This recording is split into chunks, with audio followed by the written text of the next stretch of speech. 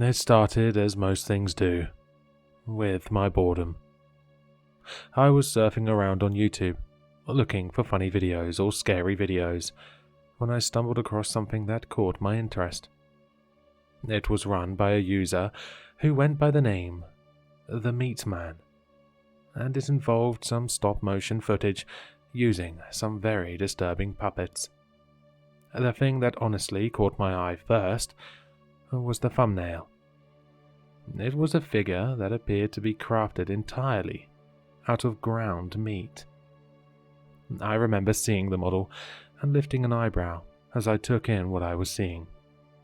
Now, when I tell you that the models were grotesque, I don't mean that they were ugly or badly made. They were very well put together, and the amount of detail that had gone into them was astonishing. These meat puppets had hair, clothes, facial features that had all been meticulously crafted to the point of being a little uncanny. I would have almost expected them to blink or move on their own, and they seemed too lifelike for the medium. The episode I had found was episode 5, and as I watched it, I quickly began to realize that this was no normal bit of YouTube content. Episode 5 involved 3 characters, Lisa, Steve, and Michael, as they prepared for the arrival of the 4th character, Dawn. The background music was jangly and discordant, somewhere between a calliope and a merry-go-round, and it often made the voices hard to hear. The characters were cleaning up the house, which was mostly a sheet of paper with windows drawn near the ceiling, and some furniture crafted from modeling clay. As they cleaned, a voice told us how Lisa was being lazy and expecting Michael and Steve to do the majority of the work. I remembered thinking this was odd, because her character moved and dusted and tidied at least as much as the others, and they seemed to be working well together. After a few minutes of herky-jerky cleaning, a hand came down from the ceiling and congratulated Steve and Michael on a job well done. It then pointed a judgy finger at Lisa and scolded her for being so lazy. The voice said that Lisa would not be allowed to join the party later, since she hadn't helped. As Michael and Steve walked off stage, Lisa's character curled into a ball as loud party music played in the background. I remembered feeling bad, as the last frame sat frozen in place, the camera zooming in on the prostrate Lisa as she sat hunkered against a wall. Though I couldn't hear anything over the loud party music, I could see the small figure shaking a little, and I thought she might be crying. What the hell was this? And why did it suddenly make me feel almost voyeuristic for watching the suffering of this lumpy, not person? After that, my morbid curiosity was hooked. I went to the attached channel and saw that he had about 10 videos up, all added within the last month or 2. His channel was small, only about 80 subscribers, and they were all in that style of stop motion, where he used the figure's grotesqueness to his advantage. I found the first episode, Friendship, and decided to watch it. This video was about Lisa, the meat puppet from before, and how she was sad and lonely and all by herself. The puppet mostly sat in the same familiar position, bent over and appearing to sob. Suddenly, 2 other familiar puppets, Steve and Michael, came into the scene, and Lisa looked up and seemed happy to see them. The pudgy hand, whom she called father, said he had seen that she was lonely and had gotten her some friends so that she wouldn't cry as much. The hand stroked her delicate hair, and it seemed to be much nicer to her now than it had been in the previous episode I'd watched. The 3 hugged and said they would be friends forever. Then the episode ended, and the screen went black. It had lasted less than 5 minutes all told, but it still made me feel strange and put off. Those puppets were so odd-looking, and I just couldn't shake the feeling that there was something not right about them. I was also hooked and immediately loaded up the second video. It was like a train wreck, and I needed to see how it came out, no matter what the carnage looked like. The next 2 episodes were pretty similar to what I had come to expect. They were called Cohabitation and Family, and followed the lives of Lisa and her new roommates. They set up some furniture and had some getting to know you chatter as wonky music played in the background, making their words hard to hear sometimes. It was the typical stop-motion fare, but there were odd refrains sometimes in the middle of the stop-motion. During one in particular, the boys, Steve and Michael, were talking with Lisa about what to make for dinner. The stop-motion abruptly cut, and you could see 5 or 6 seconds of the models just standing as a loud sobbing came from the background. Amidst the sobbing, there was a soft but angry voice trying to quiet the crying. I had to rewind it a few times in order to catch it, and I remember wondering if this was some sort of artistic film or something. Was the artist trying to make some kind of point or something? Maybe he was trying to hide it amidst the stop motion to make it even more avant-garde. It wasn't until the 4th episode that things got bad for Lisa. I noticed that while the first 3 videos had come out in one day, the 4th video had taken almost a week to come out. This would have been strange for any other channel, but the total shift from episode 3 to episode 4 was alarming. The video was about 5 minutes long and seemed to entail Lisa going out on her own one night and getting lost. She had gone out for a walk, despite being told not to by the father hand, and had gotten herself lost in the forest that had been drawn on white paper. The trees were the big swampy kind you often saw on kids' art assignments, and it was clear that Father Hand was no artist. He wasn't a consistent narrator either, because his voice and his tone seemed to get angrier the longer the episode went on. The condition of the puppet looked ghastly, and that only added to the surreal horror of the show. The Lisa puppet was clearly in bad shape, and halfway through the show, a piece fell off of her and landed on the table. The narration ended abruptly as the music continued over the visual of the graying puppet just standing in place. The sound of someone stomping off was audible over the jangly discord, and the steps sounded heavy and angry. There was a brief moment where the sound of someone begging to let go, but it cut away just as the sound of screaming started. The video was edited badly, and an attempt had been made to clearly cut it out. When the show resumed, the Lisa puppet was completed again, and with what appeared to be a fresh hunk of meat attached. The piece that had fallen off, however, still lay on the table, as though it was no more useful than a snakeskin now. Towards the end of the episode, the Lisa puppet bent over and seemed to weep as she was alone and scared in the forest. This weeping was overlaid by a soft and frantic weeping in the background, though I'm not sure we were meant to hear that part. All of a sudden, the Father Hand came and showed her the way home. It scolded her for running away and told her she must never do that again. Much like an actual father, the Hand seemed relieved as well as angry, and Lisa went with him to the house, meekly enough. When they returned, the Steve and Michael puppet did not seem happy to see her. They shunned her silently, and the episode ended with Lisa crying in a corner somewhere. Then, the episode faded to black, and the credits rolled. I hovered my mouse over episode 6, not Sure, if I really wanted to watch it.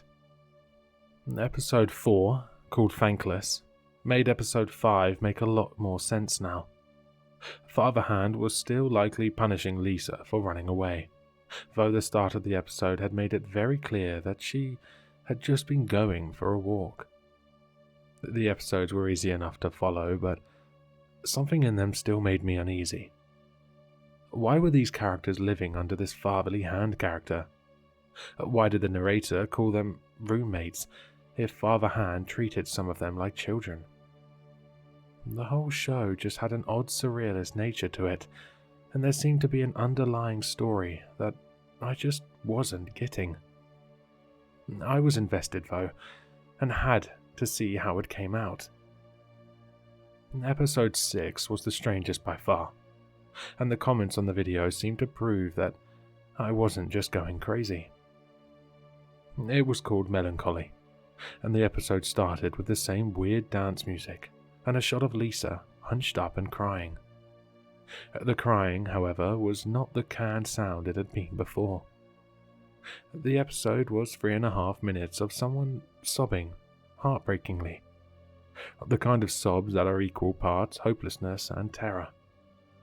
The camera seemed to be slowly panning in on the intricate face of the meat puppet, as the sobs in the background went on and on. I had seen some strange videos in my time, but this one definitely took the cake. The final shot was of the eye of the meat puppet, clearly defined and lovingly traced. You could see the meat beginning to mold, see the bright splotches that decorated the surface, and just before the screen faded to black, you could hear the elevated terror in the voice of the person sobbing before it was shut off by the end of the episode. I had to take a break after that one, reading the comments as I tried to make sense of what I had just watched. The Meat Man's audience seemed to be a little divided on whether this was an artistic expression or something much darker. A user had said that the sobbing and screaming had been unique and that he couldn't find them on any of the usual free-use sites. Another user questioned whether they were too real or not, thinking this might be a part of someone's torture fantasy. But others seemed to think it was just some avant-garde piece that was a little too pompous for its own good. What they did agree on was that even if it was acting, the screams were a little too real, and that all of them felt some sort of way about those cries of anguish. I'd hoped that maybe episode 7 would be a return to sanity. But episode 7, called Jealousy, was just weird. The narrator was telling us that the Dawn character was adjusting very nicely to the house. All the tenants loved her. They all wanted to be her friend. And indeed, the Father Hand, Steve, and Michael were all standing around her and moving animatedly. Only one character, Lisa, didn't seem to want to be friends with Dawn. She seemed to be in another room, still hunkered up and crying. The narrator explained that Lisa was jealous of Dawn, and that Father was becoming cross with her attitude. The sobs from the previous episode were gone, but there were some other low noises barely discernible over the loud jangling music. The puppets seemed to be in much better condition as well, and I suppose they had changed the meat on them recently. The Father Hand came and yelled at Lisa some more, but she just stayed hunkered up and crying. Finally, he left, and the episode ended as the camera zoomed in on the little meat woman, hunkered in her anguish. I looked at the next episode and wondered if I really wanted to see more. It felt like I had been watching for hours, but it turned out that all 7 episodes had taken less than 30 minutes. Something about watching the byplay between the characters had gripped me, and I felt that I needed to finish it. At the same time, there was something much darker here than I had expected. This was like someone's confession. The whole thing felt very intimate, and I felt almost voyeuristic for watching. I clicked the next episode though, telling myself that another 3 episodes wouldn't do too much damage. How wrong I was.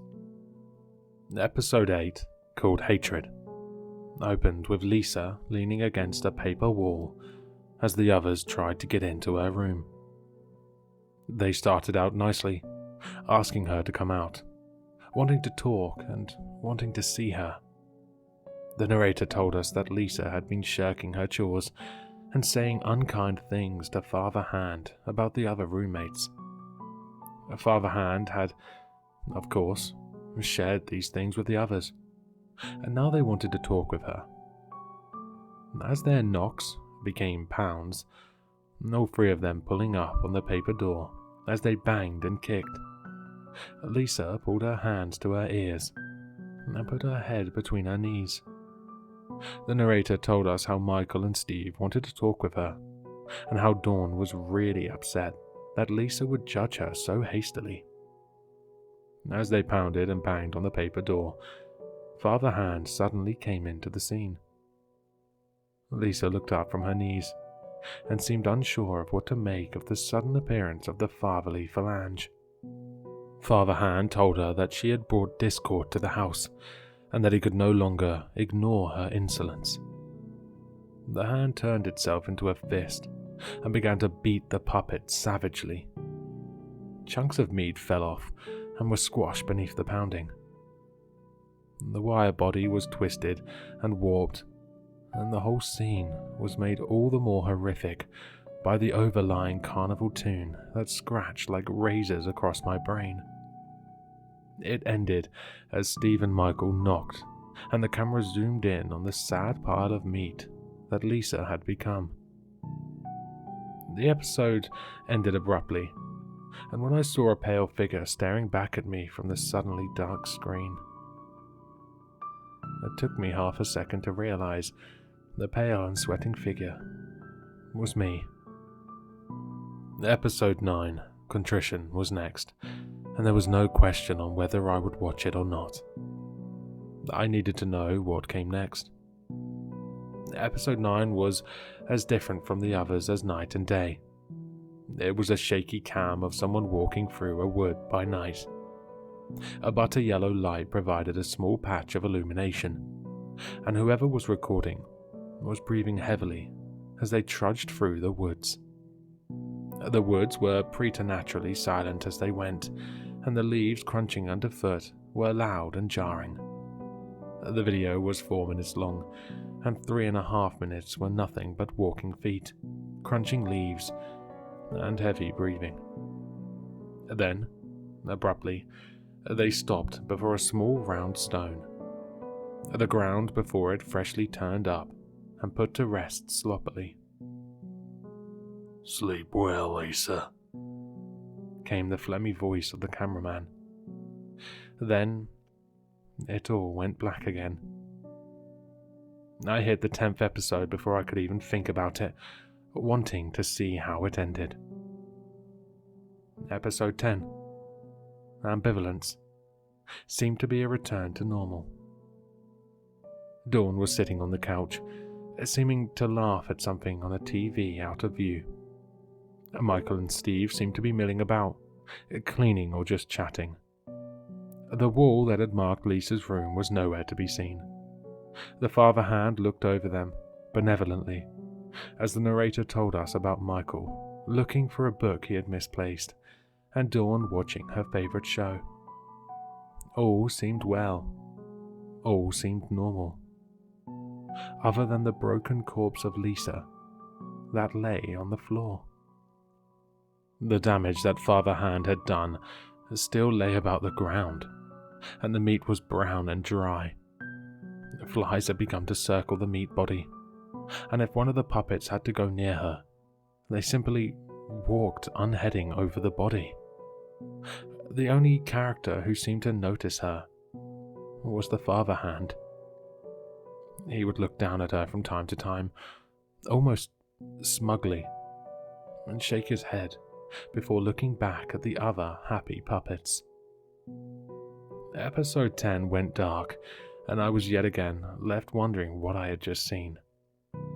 The video had managed to move into my head rent-free in less time than it would have taken to watch a movie.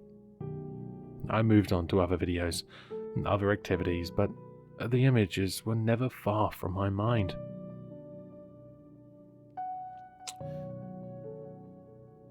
I'd been known to suggest strange videos to friends of mine, even leaking them on Reddit to certain groups. This one, however, was not one of them. I was hesitant to talk about it, let alone tell people about it. I did not want others to suffer under this like I did.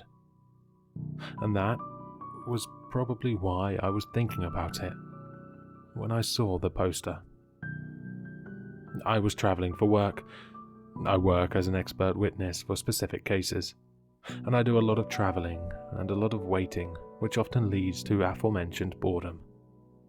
I was driving through Michigan when the call of nature became too much to ignore. Luckily, there was a rest stop up ahead, and I was zipping up and heading out of the restroom when I saw the missing persons wall. My eyes found the woman before I could stop myself, and my breath caught in my throat as I came up short.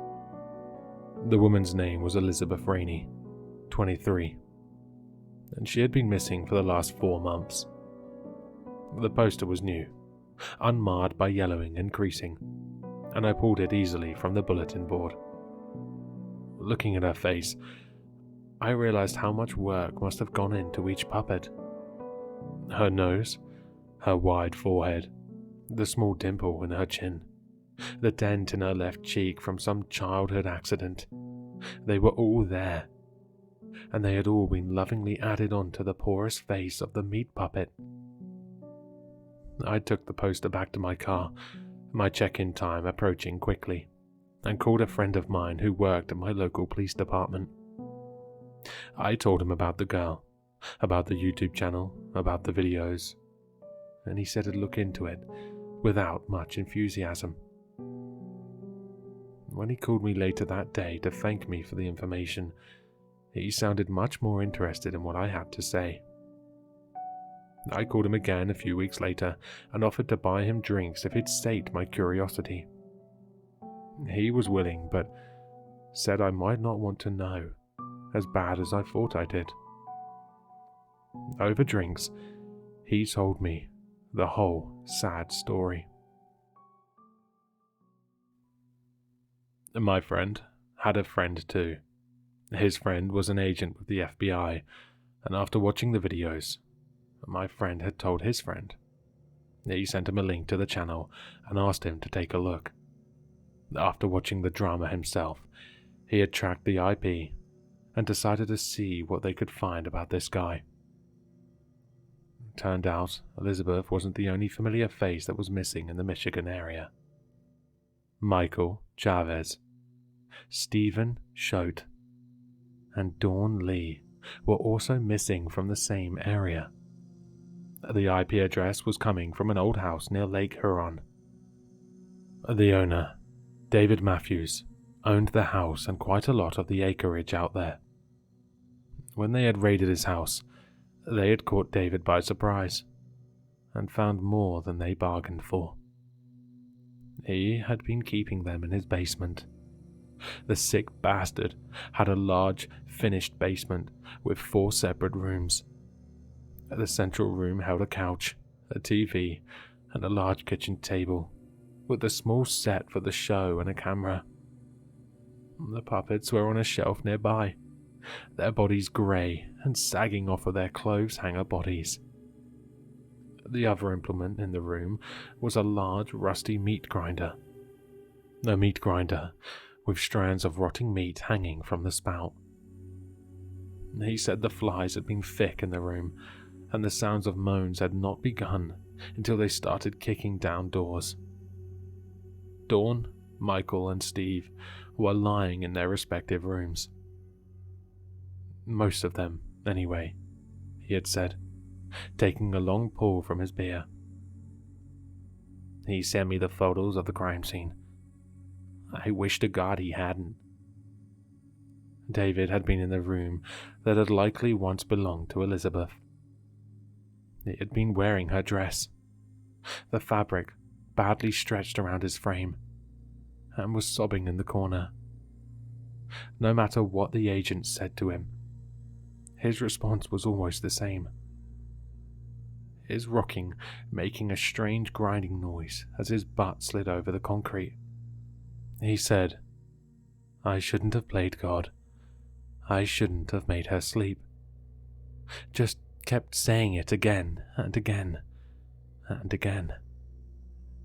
The others didn't say much of anything, my friend had told me.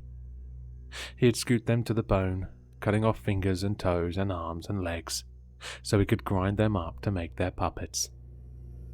He'd used tourniquets and animal tranquilizers to keep them alive. Michael and Steve were little more than torsos, Steve having half a leg, and Michael little more than an elbow. Dawn was missing her legs, but her arms were thankfully intact. She had only been in the basement for a month, and it seemed like he hadn't had as much time to take from her. They hadn't gotten all of them out of there, and David Matthews, the meat man, was now in custody. A real win for the good guys, my friend had said, his stare 1,000 miles long. Though none of them will ever walk again, the men in a catatonic state, and the girl only gibberish. But at least we saved them before he could finish his sick play. They had yet to find Lisa's body, but he had told me they hadn't given up yet.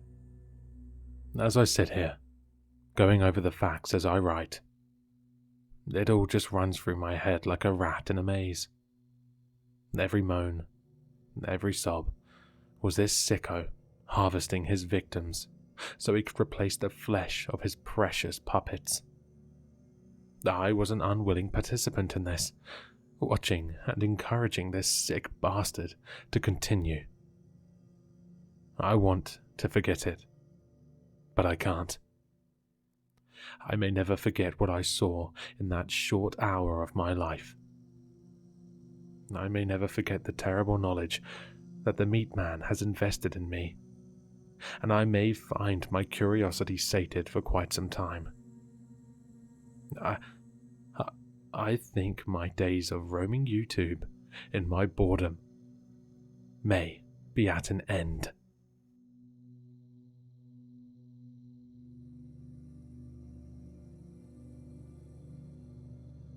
Hello, sinister listeners. If you've enjoyed this story, then you'll find all the author's information in the description below. For more content, be sure to like, comment, and subscribe to succumb to the sinister.